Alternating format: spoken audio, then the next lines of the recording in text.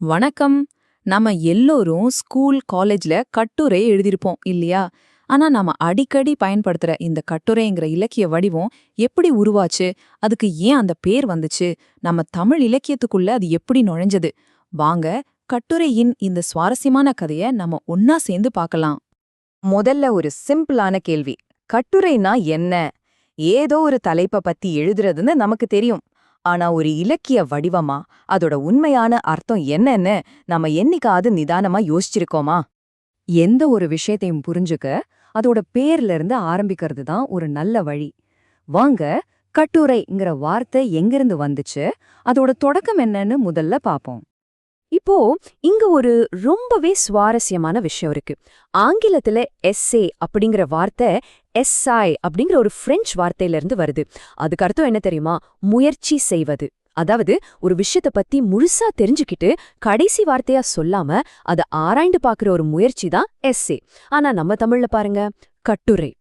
கட்டு மற்றும் உரைன்னு ரெண்டு வார்த்தை சேர்ந்தது. அதாவது நல்லா நேர்த்தியா கட்டமைக்கப்பட்ட பிணைக்கப்பட்ட ஒரு எழுத்து. பாத்தீங்களா, ரெண்டுக்கும் பின்னாடி இருக்கிற தத்துவமே எவ்வளவு வித்தியாசமா இருக்கு. சரி, இந்த கட்டுரைங்கிற நவீன இலக்கிய வடிவம் எப்ப பிறந்துச்சு? இதோ இந்த வருஷம்தான், 1580. ஐரோப்பாவில ஒரு புதிய இலக்கிய சகாப்தம் தொடங்கின முக்கியமான வருஷம் இது. ஓகே, இந்த கதை எப்படி நகருதுன்னு சுருக்கமா பாப்போம். 1580ல மாண்டேன் அப்படிங்கிற பிரெஞ்சு தத்துவஞானி தன்னோட எஸ்ஸேஸ் நூலை வெளியிடுறார். அங்கதான் இந்த வடிவத்துக்கே ஒரு பேர் கிடைக்குது. அங்க ஆரம்பிச்ச பயணம் பல வருஷங்கள் கழிச்சு 19ஆம் நூற்றாண்டுல ஆங்கில கல்வியோட தாக்கத்தால நம்ம தமிழ் இலக்கியத்துக்குள்ள வருது. அதுக்கப்புறம் 20ஆம் நூற்றாண்டின் தொடக்கத்துல நம்ம தமிழ் அறிஞர்கள் இந்த வடிவத்தை கையில எடுத்து அதுக்கு ஒரு தனித்துவமான நம்ம தமிழ் நடைய கொடுக்கறாங்க. ஐரோப்பாவுல பறந்த ஒரு வடிவம் எப்படி நம்ம தமிழ் மண்ணுல வேர்பிடிச்சது? வாங்க, கதையோட அடுத்த கட்டத்துக்கு போகலாம். ஆங்கிலேயர் ஆட்சி காலத்துல அவங்களோட மொழி, அவங்களோட கல்வி முறை மூலமா நாவல், சிறுகதைன்னு நிறைய புது வடிவங்கள் தமிழுக்குள்ள வந்துச்சு. அந்த வரிசையில வந்ததுதான் நம்ம கட்டுரையும். இது தமிழ் உரைநடைக்கு ஒரு புத்தம் புதிய பரிமாணத்தை கொடுத்துச்சுன்னே சொல்லலாம். எந்த ஒரு புது வடிவத்தையும் சும்மா கொண்டு வந்தா மட்டும் போதாது. அத நம்ம மண்டுக்கேத்த மாதிரி செதுக்க சில சிற்பிகள் தேவை. அப்படி தமிழ் கட்டுரை வடிவத்துக்கு உயிர் கொடுத்த அந்த முன்னோடிகளை பத்தி தான் இப்ப நாம பார்க்க போறோம். இவங்கள தமிழ் கட்டுரையின் சிற்பிகள்னு சொல்றதுல ஒரு தப்பும் இல்ல.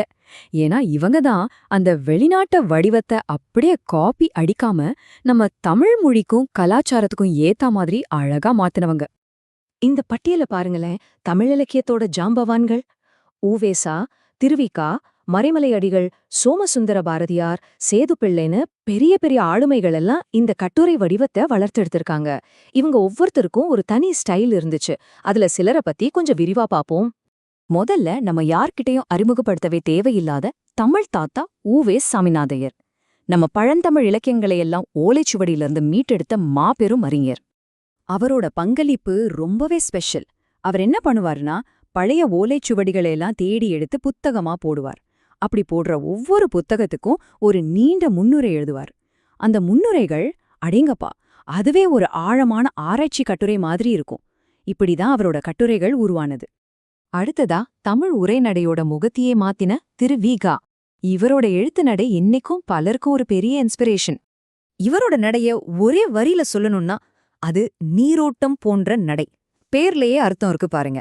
ஒரு ஆறு எப்படி எந்த தடையும் இல்லாம அழகா ஓடுமோ, அந்த மாதிரி எவ்வளவு கஷ்டமான விஷயத்தையும் ரொம்ப எளிமையா அழகா தங்கு தடை இல்லாம சொல்றதுதான் இவரோட ஸ்டைல். தமிழ் உரைநடைய மக்கள்கிட்ட கொண்டு சேர்த்ததுல இவருக்கு ஒரு பெரிய பங்கு இருக்கு. சரி, அடுத்ததா நம்ம பார்க்க போறது சொல்லின் செல்வர் ரா. பி. சேதுப்பிள்ளை. இவரோட தமிழ் கேட்கவே அவ்ளோ இனிமையா இருக்கும். அதனாலதான் இவரோட நடைய இனிய தமிழ், இன்பமான நடைன்னு சொல்வாங்க. எதுகை, மோனை எல்லாம் போட்டு படிக்கிறப்பவே ஒரு இசை கேட்கிற மாதிரி இருக்கும். ரொம்ப கடினமான இலக்கிய விஷயத்த கூட எல்லாரையும் ரசிச்சு படிக்க வச்சதுதான் இவரோட பெரிய சக்சஸ். இந்த மாதிரி பெரிய பெரிய ஆளுங்களா ஆரம்பிச்சு வச்ச பயணம் இன்னைக்கும் நிக்கல. அவங்க போட்ட சின்ன விதை இன்னைக்கு ஒரு பெரிய ஆழமரமா வளர்ந்து நிக்குது. இங்க நீங்க பாக்குறது சும்மா ஒரு சாம்பிள் தான். இவங்களுக்கு பிறகு கணக்கே இல்லாத அளவுக்கு எழுத்தாளர்கள் வந்துட்டாங்க. ஆயிரக்கணக்கான கட்டுரை தொகுப்புகள் வந்துருச்சு. ஒவ்வொருத்தரும் அவங்கவங்க ஸ்டைல்ல எழுதி இந்த கட்டுரை வடிவத்தை எப்பவும் உயிர் போட வச்சிருக்காங்க. சரி, இவ்ளோ பெரிய சரித்திரம் எல்லாம் ஓகே. ஆனா இந்த ஃபேஸ்புக், இன்ஸ்டாகிராம் உலகத்துல இன்னைக்கு கட்டுரைக்கு என்ன வேலை இருக்கு? ஒரு நிமிஷம் யோசிச்சு பாருங்க. நம்ம படிக்கிற பிளாக் போஸ்ட், சமூக வலைதளங்கள்ல பாக்குற நீண்ட பதிவுகள், ஆன்லைன் ஆர்டிகல்ஸ், இது எல்லாமே கட்டுரையோட புது வடிவங்கள் தானே? அப்போ இந்த இலக்கிய வடிவத்தோட பயணம் இனி எப்படி இருக்கும்னு நீங்க நினைக்கிறீங்க? இது யோசிக்க வேண்டிய ஒரு நல்ல கேள்வி.